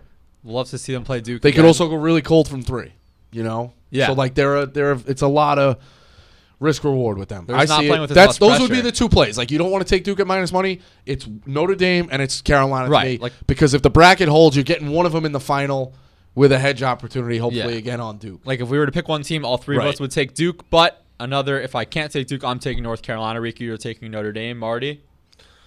I mean, I'm taking Duke. Here's the $1 million question. Yeah. It's Duke, Carolina in the final again. What is the line? There's no way they're making it probably fucking 11 like again. 6 or 6, yeah. Okay, all right. Got it. I'd say so. All right, that's the ACC. It would be surprising if Duke didn't run the table. SEC, obviously deep, going to be a lot of fun. The SEC quarterfinals, if there's chalk, it would be like Florida versus Auburn, where Florida can get in the tournament if they win. On the bottom half of the bracket, Arkansas is the 4 seed. Like, who knows about them? Kentucky and Alabama on the bottom. Like, can you pull up the bracket real fast? Yeah. So looking at the bracket, the quarterfinals is what sticks out to me. You can get like a Florida team if they can get past A&M, where they could basically close to punch their ticket if they beat Auburn again. And then you can get like an LSU Arkansas in the quarterfinals.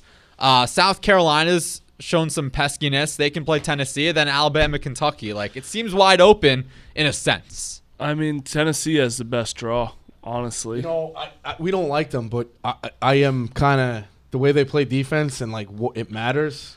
I think Tennessee weirdly can like. They're the best draw. They have Mississippi State or South Carolina, which they'll beat, and then Kentucky can either. They play Kentucky or Alabama. Well, Alabama could definitely win that game, and Kentucky can too. But I mean, I'm going Kentucky. I think Kentucky really is the best team in the SEC. Isn't breaking news, even though Auburn's the 1 seed. But I don't know. I mean, Arkansas has a great draw too. LSU or Ole Miss probably. Sorry, Mizzou. Yeah, they're the higher seed. I know, but I still think Ole Miss could win.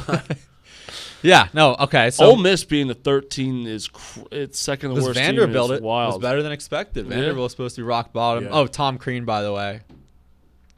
Bye. Yeah, that makes sense. Out of the sport, if I had to put a betting line on it. Yeah? Nah. Some shitty to get a mid-major? Yeah.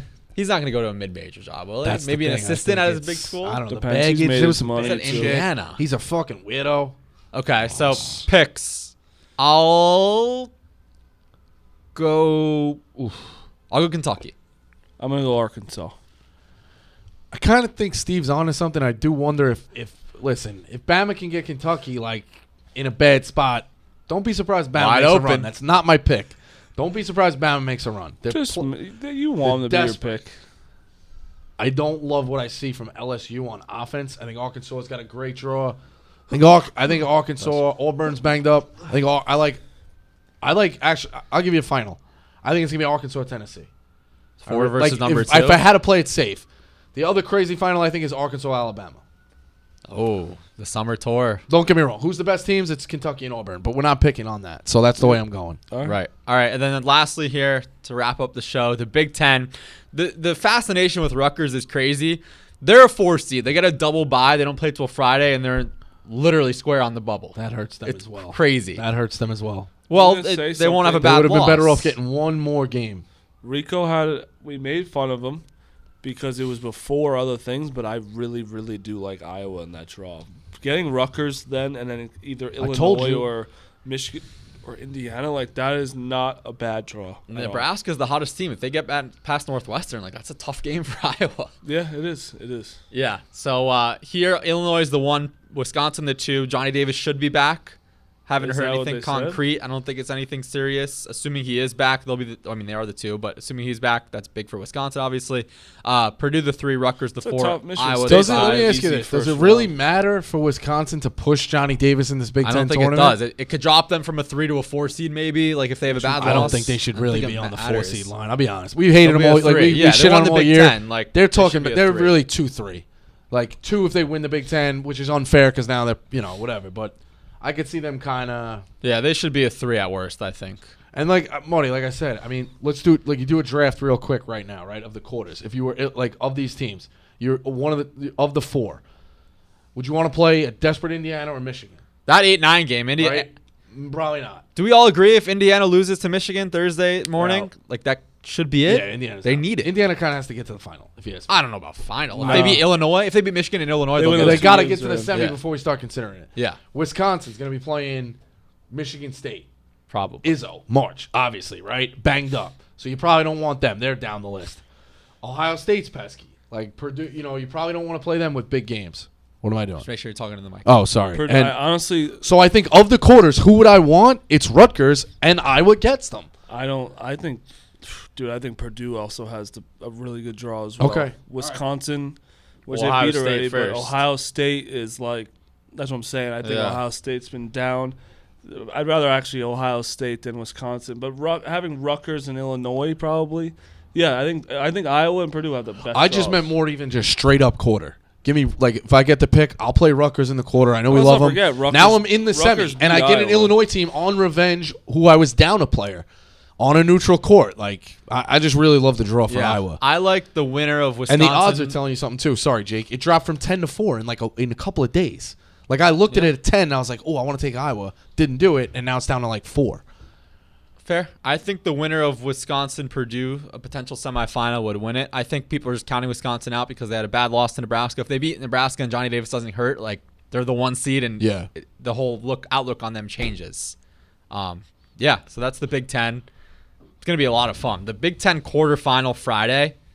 We'll be streaming in Hoboken for that. That's going to be unbelievable. Yeah, what's great with them in the SEC is they do it a great way where they stagger it because, like, the Big East and the Big 12, those games are at night.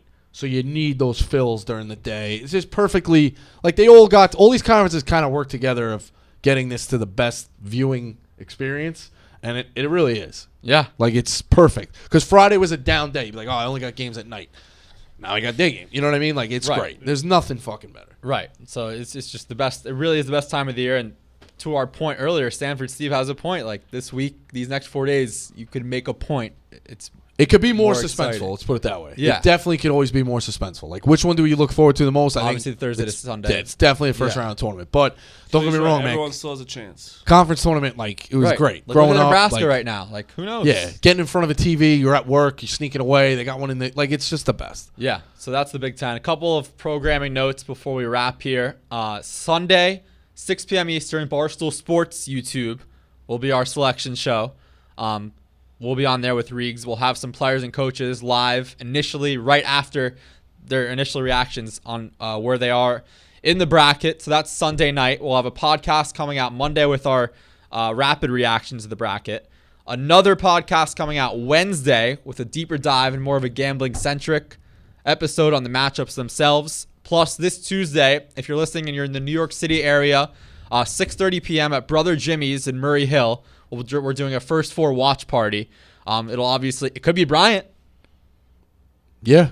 It could be Bryant playing, and it'll also Committee be fucks him again. some But yeah, it could be. last 4 seeds in. So join us, New York City, Murray Hill.